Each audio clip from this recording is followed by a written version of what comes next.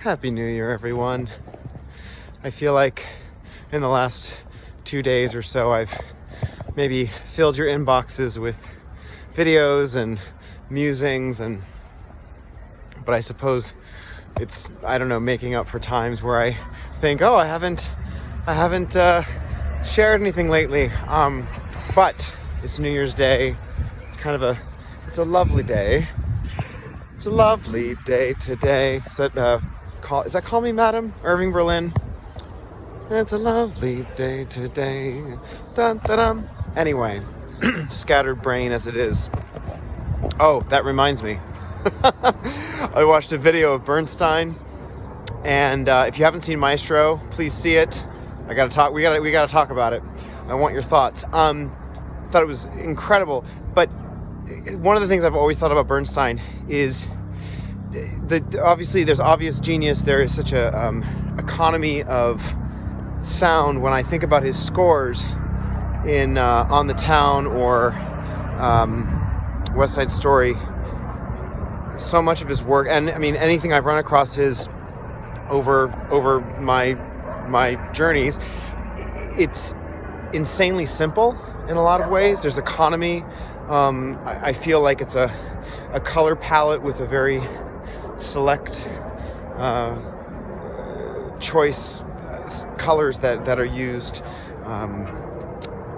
just very intelligently. There's not a lot of fat. Maybe that's a better way to put it. The meat is lean.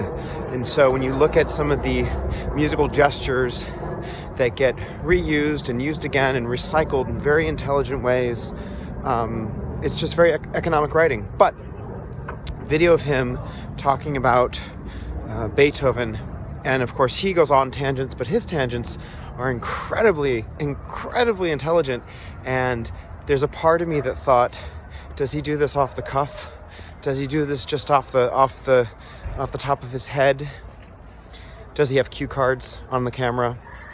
I'm sure I could research this, but I think one of the secrets to his success, or at least what seems to be, in my observation, is the ability to chain thoughts together to make cohesion in these beautiful musings. And I say it's enviable in the way in which it is something perhaps to be admired, to aspire to.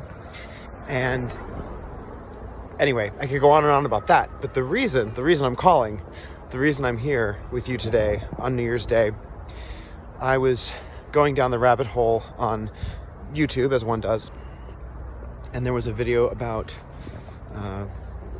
the thought about how we are not immune to propaganda, and propaganda being media with an agenda, right? Something that is pushing an idea or pushing us to think a certain way, to act a certain way. And okay, that seems obvious enough, right? You don't want to get caught up in what we can easily coin as propaganda.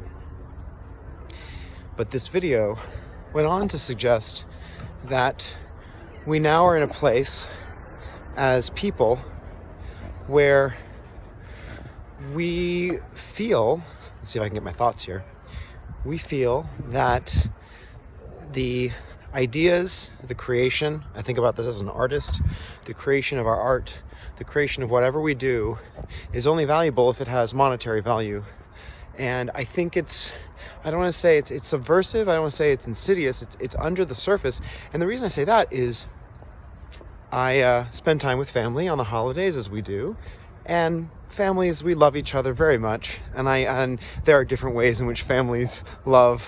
I think it came up in some conversation that, you know, there are families that fight, and there are families that can argue, and that may be their love language.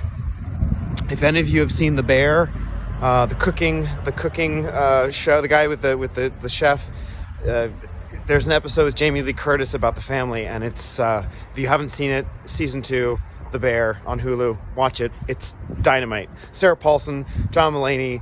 It's a great cast just for that one episode. But some families like to fight. That's how they show love. I get asked a lot about my, you know, how are you? Are you, you know, not are you okay? But I get asked, you still making music? You're still doing this? And I think it does come from a sense of, are you making money? Are you successful? So, okay, all these thoughts. When does the work you create, when does it matter? Does it only matter if it yields the monetary success?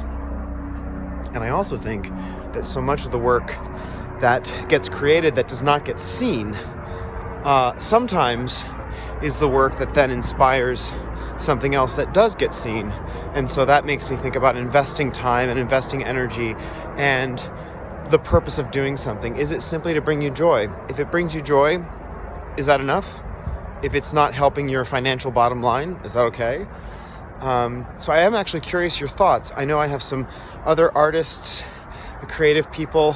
We're all creative people. I think all people are artists in their core if they allow it. And now I'm rambling.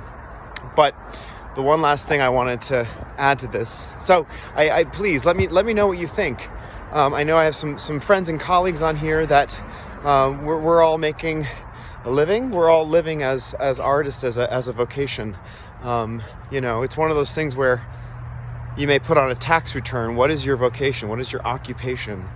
And that can be inspiring to put that down as your job. It also may be confining, and maybe you're greater than the sum of your parts, so you're not maybe just this or just that. How do you define yourself?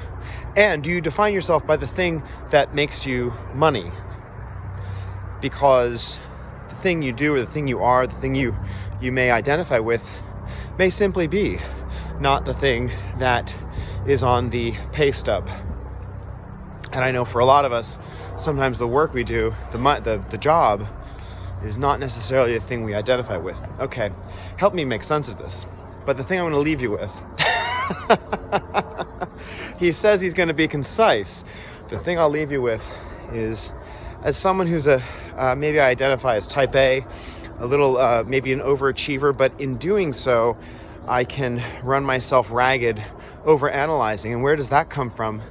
Well, like so many of us, the fear of failure, the fear of not being enough, the fear of, I didn't do that perfectly. Any number of reasons can make you want to be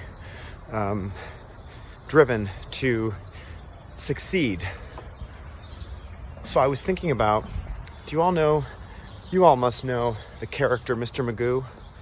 Mr. Magoo, the old cartoon character, the senile character, who seems to blithely go through life unaware, and he's walking through a construction site, and he's walking through a demolition or some other chaos, and he just seems to keep walking.